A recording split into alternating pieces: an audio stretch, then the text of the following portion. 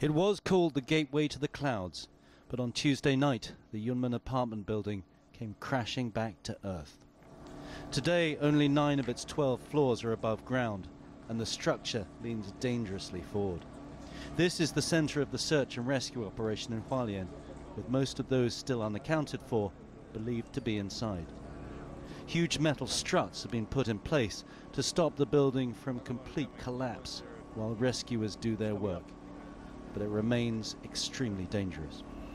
This apartment building is now leaning at a 45-degree angle, which is very precarious. You can see it's being propped up with these huge steel bars. But it's making life very difficult for the rescue workers, particularly with the number of aftershocks. And we've seen some as large as 5.2 on the Richter scale. And every time that happens, they have to evacuate to safety. But the rescue workers continued to head inside.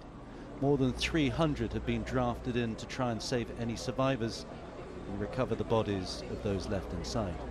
A combination of civilian and military personnel. Everything is in control. Our first priority is to do rescue. To rescue as many lives as possible.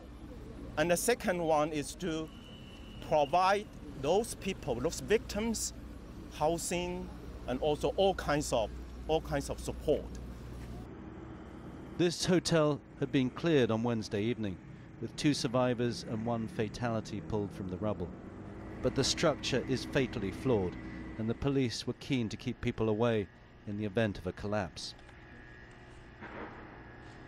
Most of the survivors are now being temporarily housed in a sports stadium on the edge of town.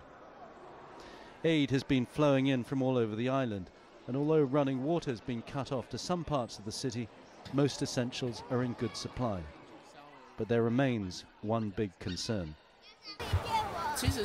We are very worried about aftershocks. On one hand, many people have homes that are fine, but we are unsure about when the aftershocks will finish. Many of the people here will have to remain until their homes can be certified as structurally sound. But the weather is not making it easy, and the storm clouds promised more rain on Thursday evening. Another challenge for a city reeling from the wrath of Mother Nature. Tony Cheng, CGTN, Hualien, Taiwan.